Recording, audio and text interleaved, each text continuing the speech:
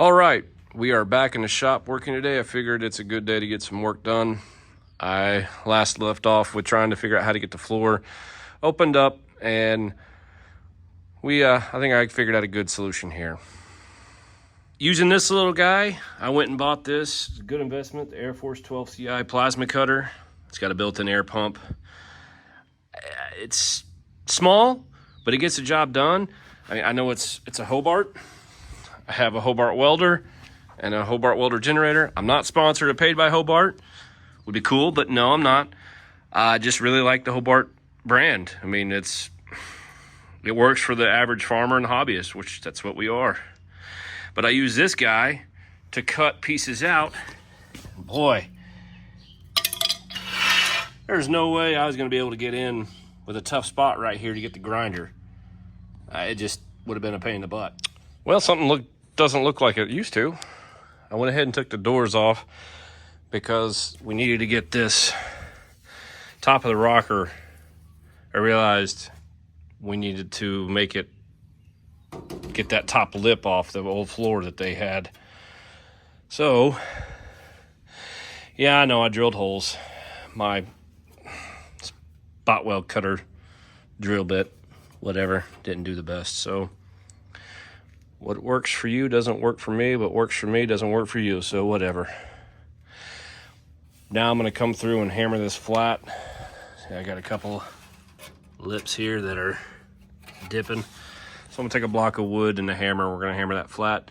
Let's go to the driver's side. Driver's side is in a lot better shape. We'll cut this out. But we'll flatten this out as well because it's a little off. But that was a chore getting that off.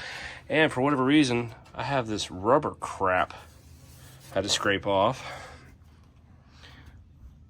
My plan now has changed again, so I think I'm going to, I cut these off when I didn't want to, but I think I'm going to utilize getting rid of this and over there, and my 2x1 rectangle tubing, I'm gonna, because this is still good structure into the back of the cab.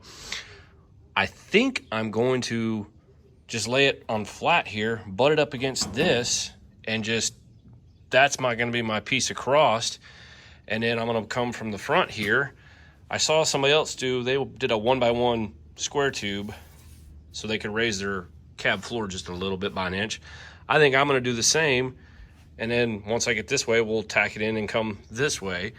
We'll square it off. And then I marked where the transmission supports the original off of that piece when they came across and then came around. I've got that kind of marked to where I know when I go this way where I can come back this way. But for right now, that'll work. Now I'm going to clean this all up so we can measure and put my tubing in. So I went ahead and cut all this stuff out that I needed. Got it nice and smooth. Where it's nice and smooth underneath. It's level with the bottom of the gas tank area. And I got this bar tacked in. I'm a little shy of this edge, just for the simple fact I do not want to come too far over to where my doors do not shut. It's even the same on this side. It's kind of hard, I guess, to see. There we go. Just on the inside edge. And do what I can to keep from going too far over. But I got it tacked in. Yeah.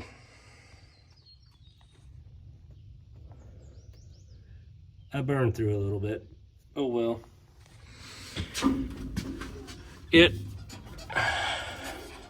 pretty solid. It's a good starting point. So we'll try to get the rest of I measured here to my middle of this point, here to middle of this point, same side, 30 and a half, so I'm exactly where I need to be. So I will be able to frame out coming from here this way,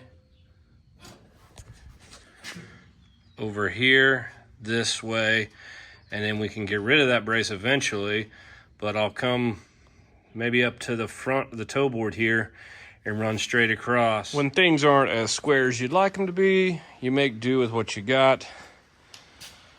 Prime example, my floor here, the distance is shorter here than it is over there, but that's because the firewall is bent. You can see the footwell is bent, so not too worried about that. But I got the front tacked in, and we may put some support underneath it just to help. Right now, I decided I'm gonna put, I got 30.5 inches, so I did measure from out to out and corner to corner. This is parallel with that. That's all that matters, kinda. So I decided I'm gonna come from the outside up to about the middle of this. I got the same measurement on that side, and we're gonna place this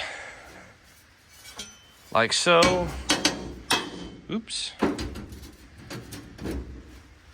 See, we're about right and a half. There, that's what those big magnets are for. See, thought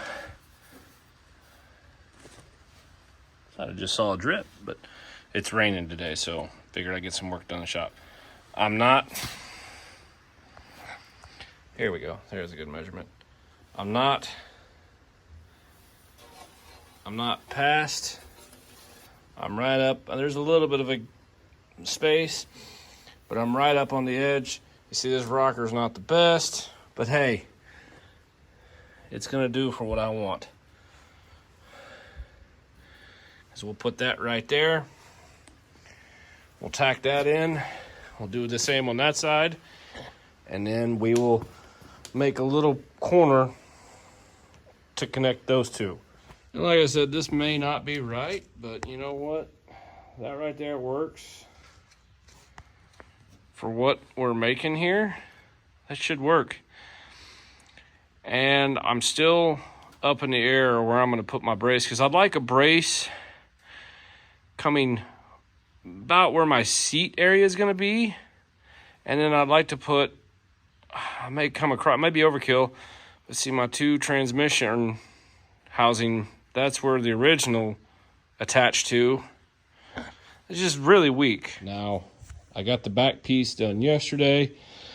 I got these side rails done today, well, earlier today, and I got the front done. I had to